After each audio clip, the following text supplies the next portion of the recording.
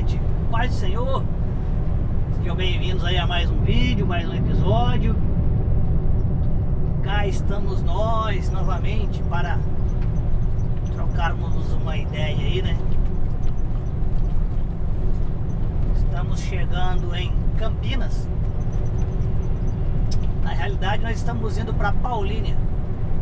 Campinas está logo aqui na frente, mas nós vamos sair para a direita ali, sentido Cosmópolis, Campinas, Cosmópolis, Paulínia, para fazer um carregamento. Agora o dia está amanhecendo, 6 horas e 11 minutos. O trabalho começou, era 4 horas da manhã. Estava ali em São Paulo, descarreguei ali. Ontem dormi lá na empresa onde eu tava e saí de madrugadinha hoje pra chegar bem cedo aqui pra carregar.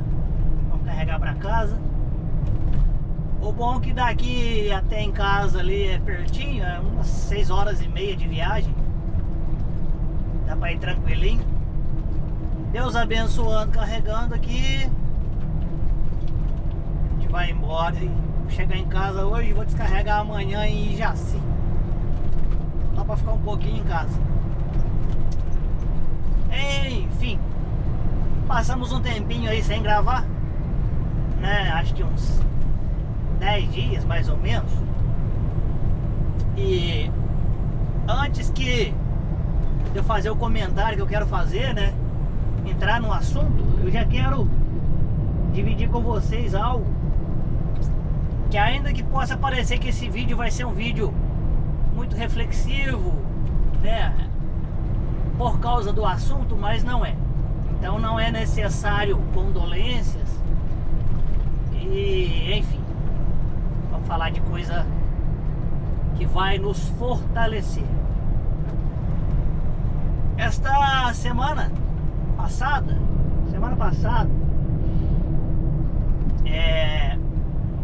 morreram 2 amigos meus.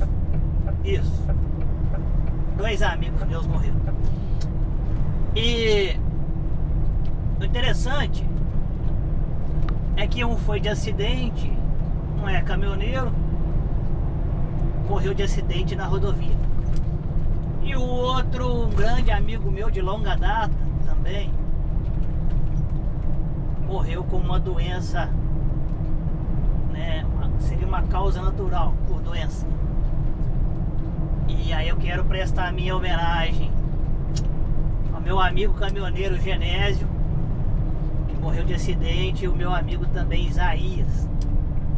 Isaías era eletricista de automóvel, de caminhão, e nos conhecíamos aí há quase uns 30 anos já. Mas como eu disse que o vídeo não era para ser um vídeo triste, eu preciso me pautar na palavra de Deus para que vocês entendam onde eu quero chegar. Em Eclesiastes, no capítulo 7, versículo de número 2 até o versículo de número 4, tem algo interessante e parece que vai contrário àquilo que nós acreditamos. E lá está escrito que é melhor alguém estar em um velório do que em uma festa. Parece estranho, mas lá aí já explica por quê. A morte é o destino de todos. Então a morte seria algo que deveríamos fazer parte dos nossos pensamentos, do nosso dia a dia. Porque se nós vivêssemos pensando que somos finitos, que todos nós morreremos, talvez vivêssemos melhor. Deixaríamos de fazer tanta coisa e faríamos tanta coisa também, né? E eu passei um tempo aí bem introvertido, bem introspectivo, sabe? Fechado. E eu creio que isso seja natural. Quando a morte passa tão perto, a gente se fecha, começa a ficar mais pensativo. E porque quando estamos alegres, o normal é falarmos muito, falar mais alto, gesticular muito. Mas quando nós estamos tristes, é normal se fechar. E por isso eu creio que passei algum tempo aí sem gravar vídeo. Mas como tudo na vida é aprendizado, eu quero trazer uma palavra para vocês, uma palavra bíblica, e uma explicação muito simples, que na Bíblia há 3 tipos de homem. Homem, quando eu digo homem, ali engloba o sexo masculino e feminino, porque homem na Bíblia quer dizer a criatura, a criação, o homem. E ali há 3 tipos: o homem natural, o homem carnal e o homem espiritual.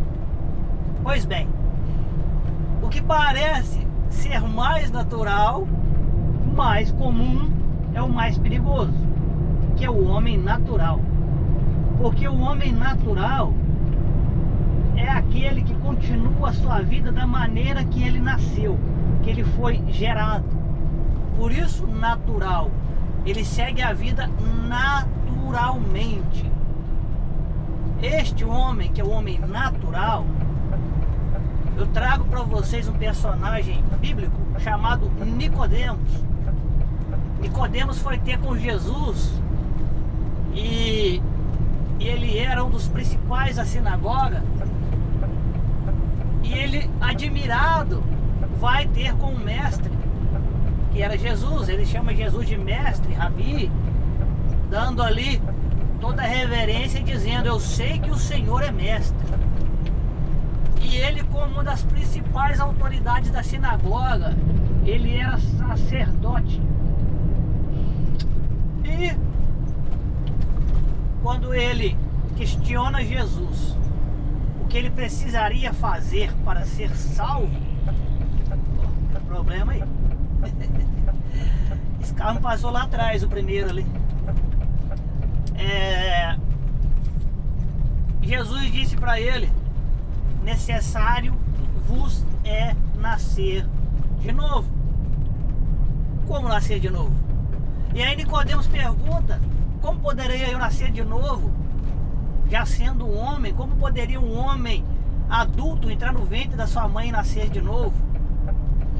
E nós devemos atentar para o seguinte, que ele já era um dos principais religiosos da época.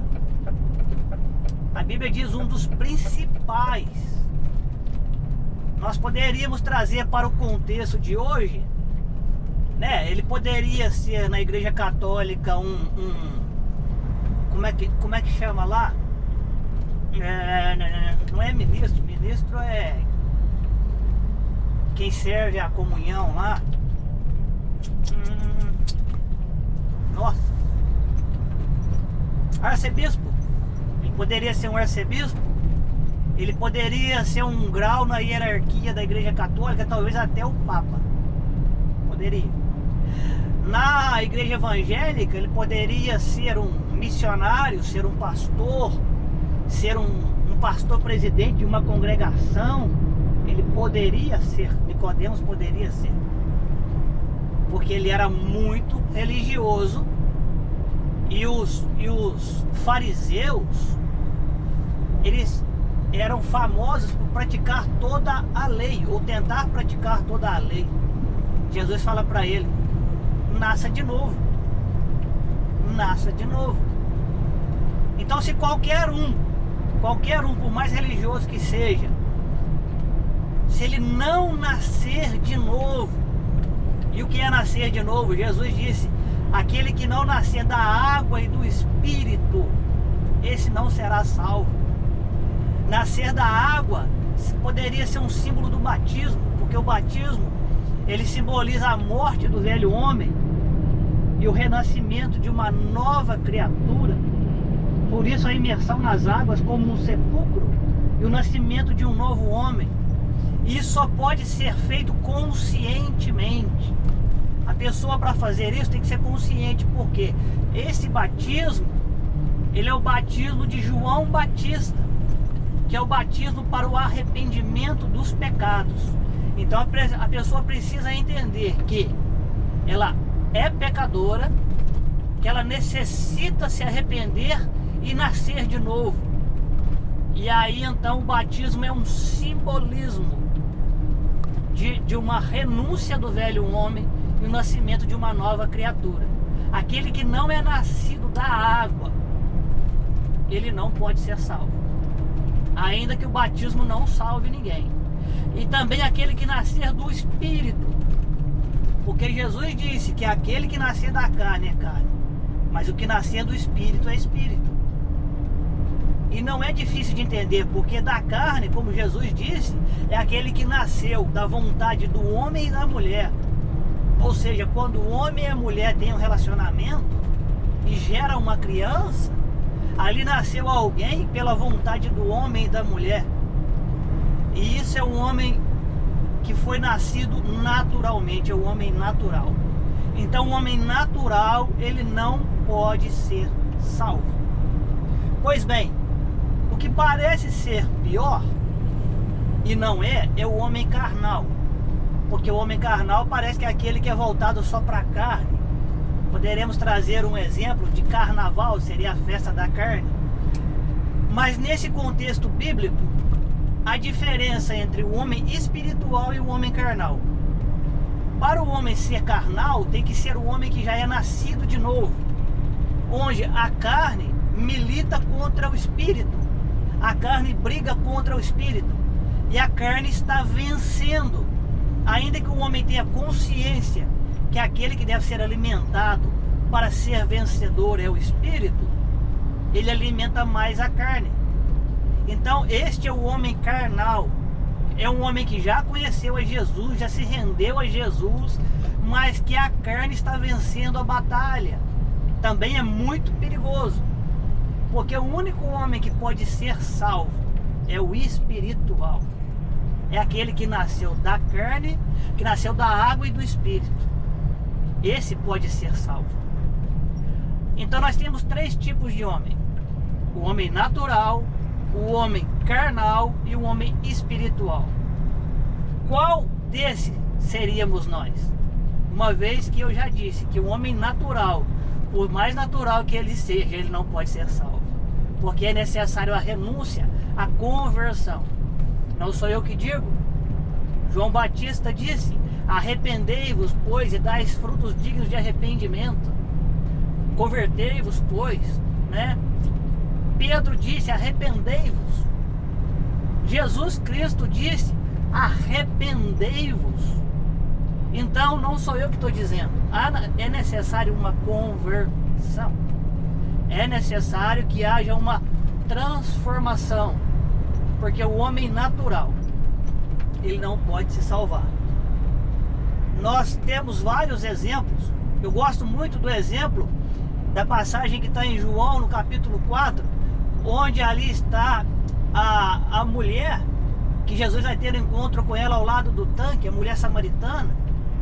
A Bíblia diz que Jesus sai da Judéia, vai para Galiléia, mas ele tem que passar por Samaria, e ali é uma cidade chamada Sicar, e nesse lugar ali é um poço onde ela dá a herança de José, deixada por Jacó, e esse poço era furado por Jacó, e Jesus encontra com uma mulher samaritana.